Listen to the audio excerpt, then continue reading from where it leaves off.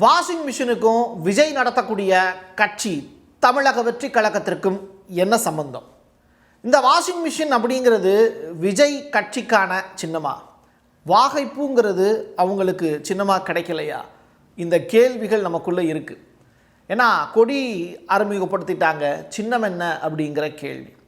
இந்த வாஷிங் மிஷினுக்குள்ளே யார் யாரெல்லாம் அடுத்து உள்ளுக்குள்ளே வந்து சிக்க போகிறா அதிமுகவில் இருந்து, இப்படி ஏகப்பட்ட கேள்விகள் இருக்குது. காங்கிரஸோட அவங்க கூட்டணி சேர்வாங்களா அப்படிங்கிறதுக்கான பதில். திமுக நிறையா பேரை தாவைக்காலிருந்து இழுத்துக்கிட்டு இருக்காங்க. அவங்கெல்லாம் யார்? பாமக அப்படிங்கிற கட்சியில் மாம்பழம் மட்டும்தான் மிச்சம் இருக்குது, அதையும் தாவைக்காவினுடைய தலைவர் தட்டி பறிக்க போகிறாரா? என்ன நடந்துக்கிட்டு இருக்கு தமிழ்நாடு அரசியலில்? இப்போது மத்திய உளவுத்துறை ஒரு சர்வே ஒன்று வெளியிட்டிருக்காங்க. அந்த சர்வேல தாவைக்காவுக்கு கொடுக்கப்பட்டு இருக்கக்கூடிய தொகுதிகள் எத்தனை மக்கள் சார்பாக? டீட்டெயில் ரிப்போர்ட்டாக பேசலாம் உறவுகளே. இது பிரசாத் சிக்னேச்சர். முதல்ல ஒரு விஷயத்தை நான் சொல்லிடுறேன். டிவிகே அப்படிங்கிற அந்த கட்சிக்கு சின்னம் இன்னும் ஒதுக்கப்படலை.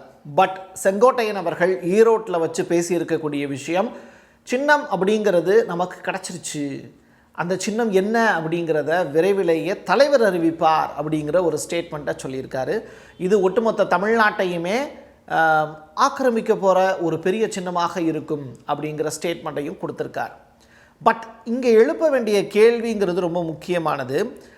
டிவிகே அப்படிங்கிற அந்த கட்சி வாஷிங் மிஷினா?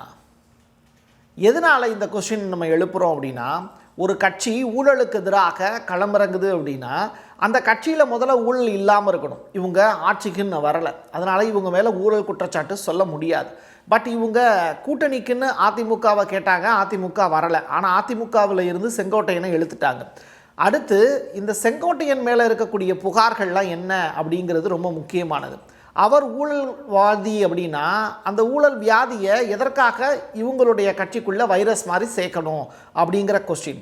என்னது, செங்கோட்டையன் ஊழல் பண்ணியிருக்காரா அப்படிங்கிறது உங்களுக்குள்ளே வரும்ல. அந்த கேள்விக்கான பதில் தான் இந்த வீடியோவில் நம்ம பேச போகிறோம். மிக முக்கியமாக மக்கள் இந்த கேள்வியை கேட்குறாங்க. ஆக்சுவலி 1991லேருந்து 96 ஜெயலலிதா பீரியடில் போக்குவரத்து துறை அமைச்சராக இருந்தவர் தான் செங்கோட்டையன் அவர்கள். 1997 இவர் மேலே வந்து ஒரு வழக்கு ஒன்று வந்துச்சு. பேருந்துகளுக்கான உதிரி பாகங்கள் இருக்குல்ல, அதை வாங்கி விற்கிறதுல திருட்டு சம்பவம் நடந்திருக்கு. இதனால் லாபம் மட்டும் இவருக்கு 2.5 கோடி ரூபாய் அப்படின்னு சொல்கிறாங்க செங்கோட்டையனுக்கு. இது அந்த காலகட்டத்தில் ப்ரூஃப் பண்ணப்பட்டுச்சு. 4 ஆண்டு காலம் கடுங்காவல் தண்டனை விதிக்கப்பட்டுச்சு இவருக்கு. இதனால் 2001 தேர்தலையே ஜெயலலிதா அவர்கள் இவருக்கு சீட்டு கொடுக்காம விட்டாங்க, எலெக்ஷனில் நிற்க விடலை. பட் 2002க்கு பிறகு தன் மேலே குற்றம் இல்லை அப்படின்னு அவர் நிரூபித்ததாகவும் ரெக்கார்டு இருக்குது. பட் ஒரு அரசியல்வாதி மேலே இவ்வளோ பெரிய புகார் வைக்கிறாங்கன்னா அவர் நேர்மையானவராக இருப்பாரா அப்படிங்கிறத யோசிச்சு பார்த்துக்கணும்.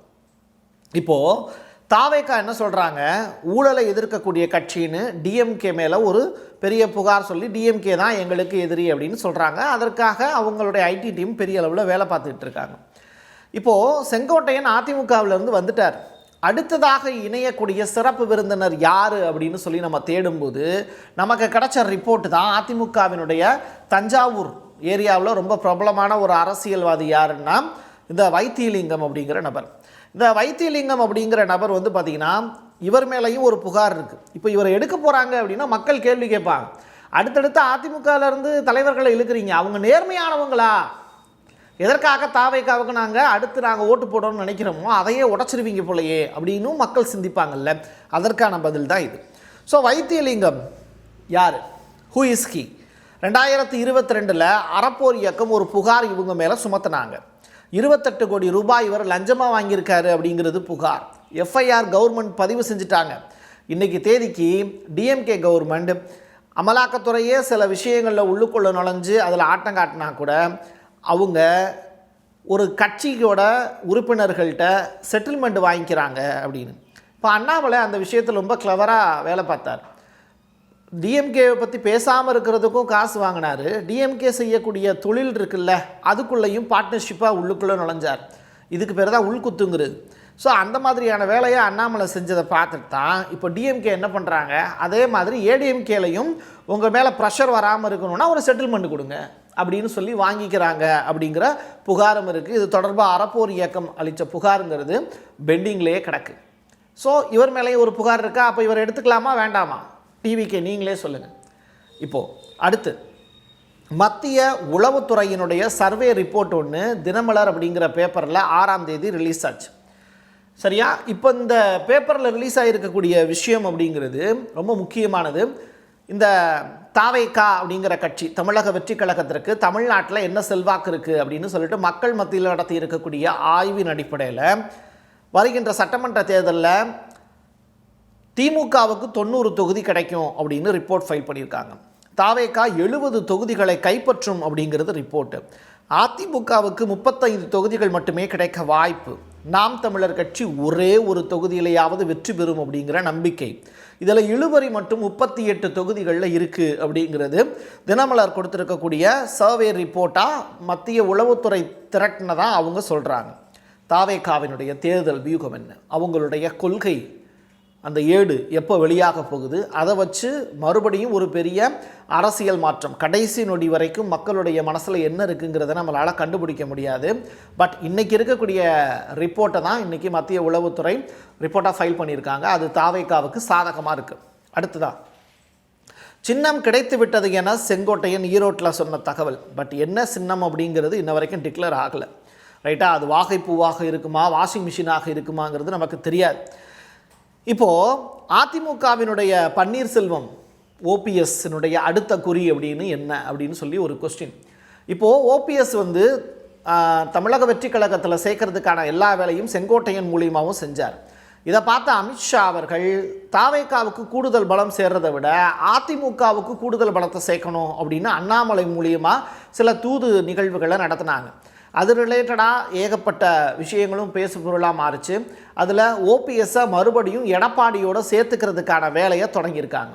ஸோ எடப்பாடியோடு மறுபடியும் அவர் சேர்ந்து ஓபிஎஸ் சேர்ந்து பயணிப்பதற்கான வாய்ப்பு இப்போ உருவாயிருக்கு. ஸோ செங்கோட்டையனுக்கு டிவிகேல ஒரு பெரிய பவர் கொடுத்தாச்சு. பட் அதிமுகவுக்கு பலம் கூட்டணும் அப்படின்னா இங்கே நீங்கள் தெற்கு சைடில் இருக்கக்கூடிய தேவர்மார்களுடைய ஓட்டுலாம் ஓபிஎஸ் இழுத்தா அப்படின்னா கண்டிப்பாக அதிமுகவினுடைய பலம் கூடும் அப்படின்னு அவங்க நம்புகிறாங்க. ஸோ இந்த அடிப்படையில் தான் எடப்பாடியோட சமரசம் பேசி ஓபிஎஸ்ஸை விட்டுறாதீங்க, தினகரனையும் சேர்த்துக்கோங்க அப்படிங்கிற ஒரு விஷயத்தை இப்போது அமித்ஷா ரெக்வஸ்ட்டாக வச்சுருக்காருங்கிற தகவலும் ரிலீஸ் ஆகிருக்கு. இப்படிப்பட்ட நிலையில் பாமக அப்படின்னு ஒரு கட்சி இருந்துச்சா? இப்போது அந்த கட்சி யாருக்கு சொந்தம் அப்படிங்கிற ஒரு பேச்சு இருக்குது. அது அப்படியே இருக்கட்டும். தாவேகாங்கிற கட்சியில் உறுப்பினர் சேர்ப்பதே இலக்கு அப்படிங்கிறது தான். நீங்கள் திமுகவில் பார்த்தீங்கன்னா இந்த தாவேகாவில் இருக்கக்கூடிய நபர்களை அப்படியே டிஎம்கேக்கு கொண்டு வரக்கூடிய வேலையை இப்போ டிஎம்கே செஞ்சுக்கிட்டு இருக்காங்க. அதில் ஒரு ஆள் தான் பிடி செல்வகுமார் அப்படிங்கிற நபர். இந்த பிடி செல்வகுமார் அப்படிங்கிற நபர் ரொம்ப முக்கியத்துவம் வாய்ந்த நபரான்னு கேட்டால் ஒரு பீரியடில் விஜயினுடைய படங்களுக்கு அவர் தான் மேனேஜராக இருந்தார். எந்த படத்தில் விஜய் நடிக்கணும் அப்படிங்கிறது முதற்கொண்டு அவர் தீர்மானிக்கக்கூடிய இடத்துல இருந்தார். 10 ரூபாய்க்கு கூட வழி இல்லாதவர் சென்னையில் பங்களாக்கள் வாங்குறதுக்கும் ஊரில் ஏகப்பட்ட இடங்களை வளைச்சி போடுறதுக்குமான எல்லா வேலையுமே அவர் விஜய் மூலியமாக தான் செஞ்சுக்கிட்டார். ஸோ ஒரு பீரியடில் விஜய்க்கு அட்வைசராக இருந்தவர் இன்றைக்கி பிடி செல்வகுமார் அப்படிங்கிறவர் புலி படத்தினுடைய தயாரிப்பாளராக கூட இருந்தார். அதுவும் விஜயினுடைய ஃபண்டு தான். ஸோ அமலாக்கத்துறையில் விஜயவே போட்டு கொடுத்ததுனால விஜய் அவரை ஒதுக்கி வச்சார். அதற்கு பிறகு பிடி செல்வகுமார் இப்போது டிஎம்கேல போய் சேர்ந்திருக்காருங்கிறது தான் கடைசியாக அவரை பற்றி கிடைத்திருக்கக்கூடிய தகவல். ரைட். பாமகங்கிற கட்சி இப்போது யாரோட கூட்டணி போகுது? அவங்க தமிழ்நாட்டில் ஒரு பீரியடில் அவங்க எடுக்கக்கூடிய முடிவு தான் வெற்றி கூட்டணி அப்படின்னு பேசினாங்க. அது ராமதாஸ் அவர்கள் நல்லா செழிப்பாக இருந்த காலகட்டத்தில், திறம்பட அவர் யோசிச்சுக்கிட்டு இருந்த காலகட்டத்தில். இன்றைக்கி அவர் அப்படி இல்லை. இப்போ அந்த பாமகங்கிற கட்சியில் மிச்சமீதி இருக்கிறது இந்த மாம்பழம்ங்கிற சின்னம் தான். இந்த சின்னத்தை வச்சு அவங்க போட்டியிடுறதுக்கு ஏதாவது ஒரு கட்சியோட ஜாயின் அடிக்க போகிறாங்க. அவங்க யார்? தாவேகாவா, திமுகவா? இதுதான் கொஸ்டின். சரி, இப்படிப்பட்ட நிலையில் பாமகவினுடைய மிக முக்கியமான வழக்கறிஞர் பாலு அவர்கள் புசி ஆனந்தை போய் சந்திச்சிருக்காங்க, செங்கோட்டையனை போய் சந்திச்சிருக்காங்க. தமிழ்நாட்டில் சாதி வாரியாக கணக்கெடுப்பு, மக்கள் தொகை கணக்கெடுப்பு நடத்தணும் அப்படிங்கிறது இவங்களுடைய கோரிக்கையாக. அதனால் ஒரு மீட்டிங் ஒன்று ஆர்கனைஸ் பண்ண போகிறாங்க. அந்த மீட்டிங்கில் தாவேகாவும் பார்ட்டிசிபேட் பண்ணணும் அப்படிங்கிறத ரெக்வஸ்ட்டாக வச்சுருக்காங்க. ரைட்டா? அப்போது பாமக யார் பக்கம் இப்போ அதிகமாக சாஞ்சிக்கிட்டு இருக்குது அப்படிங்கிறத நீங்கள் புரிஞ்சுக்கலாம். ஸோ கூட்டணிக்கான கதவுகள் திறந்து இருக்குது தாவேகா அப்படிங்கிற கட்சியில். அதில் பாமக தன்னை இணைத்து கொள்ளும் அப்படிங்கிறது தான் லேட்டஸ்ட்டாக கிடச்சிருக்கக்கூடிய அப்டேட்டு. சரி, இதில் ரொம்ப ஹாட்டான நியூஸ்னால் தாவேகாவினுடைய மாவட்ட செயலாளர்கள் கூட்டம் நேற்று நடந்தது. 4 மாவட்டத்தில் மேற்கு மண்டலத்தில் குறிப்பாக ஈரோடு அந்த ஏரியாக்கள் ஃபுல்லாகவே செங்கோட்டையினுடைய கட்டுப்பாட்டுக்குள்ளே கொடுக்கலாம் அப்படிங்கிற முடிவெடுத்திருக்காங்க. புசி ஆனந்தினுடைய இடம் அப்படிங்கிறது செங்கோட்டையனால் பறிபோகுமா? ஒரு பொதுச் செயலாளருக்கான அந்தஸ்தில் இருக்கக்கூடிய அவருடைய இடத்தையே செங்கோட்டையன்கிற அரசியல் சாணக்கியன் ரூட் மேப் போடுறதுல கெட்டிக்காரன் தட்டி பறிப்பாரா அப்படிங்கிற கொஸ்டின். பட் அவருக்கான லிமிட் என்ன அப்படிங்கிறத அவர் தெளிவாக வரையறுத்திருக்காரு. மேற்கு மண்டலத்தில் முழுவதும் வேட்பாளர்களை அவருடைய ஆதரவாளர்களை களமிறக்குவதற்கு தான் திட்டம். நான் இப்போது ஃபஸ்ட்டில் ஆரம்பித்த ஒரு விஷயத்துக்கு போகிறேன், வாஷிங் மிஷின் அப்படின்னு. அப்போது மேற்கு மண்டலம் முழுவதுமே செங்கோட்டையனுடைய ஆட்கள் தான் நிற்க போகிறாங்கன்னா அவங்கெல்லாம் ஊழலில் கைதேர்ந்தவங்களாக தான் இருப்பாங்க. அப்படிப்பட்டவங்களுக்கு மக்கள் எப்படி ஆதரவு அளிப்பாங்க? இந்த கேள்வி எனக்குள்ளே இருக்குது. பதில் நீங்கள் தான் ஓட்டு போட்டு தேர்ந்தெடுக்க போகிறீங்க. இப்போது மீண்டும் அதிமுக இணைகிறதா? எடப்பாடி, ஓபிஎஸ், தினகரன் இணைக்க அண்ணாமலை, அமித்ஷா விருப்பம் அப்படிங்கிறது. பலவீனமான அதிமுக அப்படிங்கிற அந்த கட்சி மீண்டெழுமா அப்படிங்கிற பெருத்த கேள்வி. கூடாரத்தில் புகுந்த ஒட்டகம் மாதிரி தான் பாஜக, ஆர்எஸ்எஸ்லாம். அவங்க ஒரு கட்சியவே சின்னாபின்னமாக சிதைச்சு எடுத்துருவாங்க அப்படிங்கிறதுக்கான உதாரணம் தான் பலிகிடாவாக கிடக்கக்கூடிய அதிமுகங்கிற கட்சி.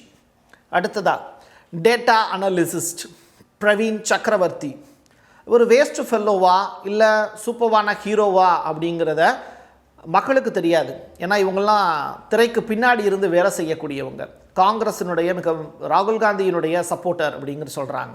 இந்த பிரவீன் சக்கரவர்த்தி திமுகவுக்கும் அவருக்கு ஆகாது, காங்கிரஸை திமுகவிலிருந்து பிரிக்கிறதுக்கான வேலையை செஞ்சார். அதில் ஒரு பகுதி தான் பிடிஆருடைய வாய்ஸை வெளியிட்டது.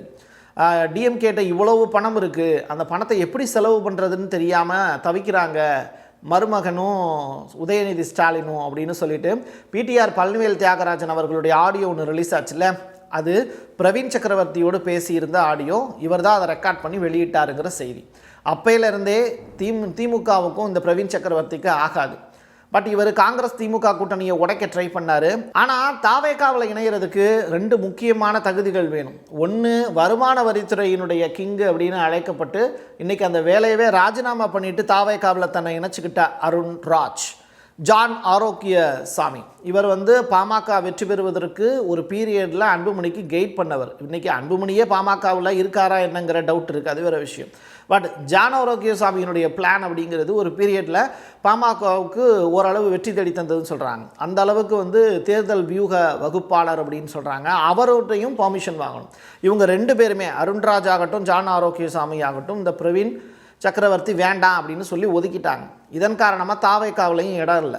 அதனால் பிரவீன் சக்கரவர்த்தி இப்போ அதிமுகவில் போய் குத்த வைக்கலாம் அப்படிங்கிற முடிவுக்கு வந்திருக்காருங்கிற தகவல். எது எப்படியாக இருந்தாலும் பிரவீன் சக்கரவர்த்தியை பற்றிய செய்திகள் உங்களுக்கு தெரிஞ்சிருக்கும். இருந்தாலும் அதில் கூடுதல் தகவலை நான் இப்போ இணைச்சிருக்கேன். இப்படிப்பட்ட நேரத்தில் புதுச்சேரிக்கு ட்ராவல் பண்ண விஜய், இந்த 40க்கும் மேற்பட்டோர் பலியானவர்களுடைய விவரம், அதற்கு பிறகு புதுச்சேரியில் நடந்திருக்கக்கூடிய மீட்டிங் ஒரு சக்ஸஸ்ஃபுல்லான மீட்டிங்கா அப்படின்னு கேட்டால், புதுச்சேரியில் என்ஆர் காங்கிரஸோடு கூட்டணி கணக்குக்கு விஜய் ஒரு பிளான் போட்டு வச்சுருக்கார். பட் என்ன, புதுச்சேரியில் எந்த கட்சி நின்றாலுமே அவங்க பாஜகவோட டைப் பண்ணால் தான் அவங்களுக்கு தேவையான நிதி கிடைக்கும். ஏன்னா அது ஒரு யூனியன் பிரதேசம். அங்கே சென்ட்ரல் கவர்மெண்ட்லேருந்து கிடைக்கக்கூடிய ரூபா வச்சு தான் அவங்க செலவே பண்ண முடியும். ஸோ என்ஆர் காங்கிரஸ் மாதிரியான கட்சிகள் தான் இங்கே பெருசாக சக்ஸஸ் ஆக முடியும். என்ஆர் காங்கிரஸை அந்த இடத்துல எந்த விதமான விமர்சனத்துக்கும் உள்ளாக்காத விஜய் பாஜகவின் பக்கம் தனது கருணை பார்வையை வச்சுக்கிட்டே தான் இருக்காருங்கிறது தமிழக மக்கள் ஒரு கண்ணோட்டத்தில் பார்த்துக்கிட்டு தான் இருக்காங்க. ரேஷன் கடை இருக்கா இல்லையா அப்படின்னு விஜய் குழப்பமடைஞ்ச நிகழ்வுகளும் அந்த இடத்துல அரங்கேறிச்சு. இந்தியாவிலேயே ரேஷன் கடை இல்லாத மாநிலம்னு அவர் பெருமை பொங்க பேசின ஒரு விஷயம் இன்றைக்கி பேசு பொருளாக மாறியிருக்கு. சென்ட்ரல் கவர்மெண்ட்டுடைய ஸ்கீம் ஸ்டேட் கவர்மெண்ட்டுக்கு கிடைச்சா மட்டும்தான் அதை மக்களுக்கு கொண்டு போய் சேர்க்க முடியும். இதுதான் புதுச்சேரியினுடைய நிலை. என்ஆர் ரங்கசாமி அவர்கள் இப்போ கூட ஒரு அனௌன்ஸ்மெண்ட் கொடுத்துருக்காரு, 750 ரூபாய் பரிசு தொகுப்பு ரேஷன் கடை மூலியமாக தான் கொடுக்க போகிறோம் அப்படின்னு. அப்போ புதுச்சேரியில் ரேஷன் கடை இருக்குங்கிறது இதன் மூலிமா தெளிவாகுது. அப்போது விஜய்க்கான அரசியல் அந்த ஞானம் அப்படிங்கிறது எழுதி கொடுக்கப்பட்ட வார்த்தைகளை தாண்டி புதிதாக ஒரு வார்த்தைகளை அவர் உச்சரிக்கும் போது ரொம்ப கவனத்தோடு கையாள வேண்டிய தேவை இருக்குங்கிறத இதன் மூலிமா அவர் புரிஞ்சிருப்பார். சரி, இப்போது ரங்கசாமி அவர்களும் விஜயை வந்து கிரிட்டிசைஸ் பண்ண நிகழ்வுகளும் அரங்கேறிச்சு. நமச்சிவாயம் அந்த மாநிலத்தினுடைய அமைச்சர் ஒருத்தரும் விஜயை கிரிட்டிசைஸ் பண்ண நிகழ்வுகள் அரங்கேறிச்சு. இதெல்லாம் புதுச்சேரியில் நடந்த விஷயங்கள். அதை தாண்டி வந்து ஒரு police officer, lady police officer சூப்பராக இதில் ஸ்கோர் பண்ணி புதுச்சேரி அரசனுடைய கவனத்தையும் தமிழ்நாட்டு மக்களுடைய பார்வையையும் கவனத்தை ஈர்த்தாங்க. இதெல்லாம் அரசியல் சைடில் நடந்த விஷயங்கள். சரியா, ஒட்டுமொத்த தமிழ்நாட்டு அரசியலுமே இந்த விஜய்ங்கிற ஒற்றை முகத்தை நோக்கி இன்றைக்கி தேதிக்கு திரும்பி இருக்கு. இது அவருக்கு வெற்றி தேடி தருமா? அவருக்கான தேர்தலுக்கான சின்னம் அப்படிங்கிறது வாஷிங் மிஷினா வாகைப்பூவா அப்படிங்கிற பெருத்த கேள்விகள் இருக்குது. அதை தாண்டி அவருக்கு என்ன சின்னம் கிடைக்க போகுது, அது வெற்றி சின்னமாக மாறுமா அப்படிங்கிறத பொறுத்திருந்து பார்க்கலாம். என் கையெழுத்து என் மக்களுக்கானது உறவுகளே. மீண்டும் ஒரு பதிவில் சந்திக்கலாம். நன்றி, வணக்கம்.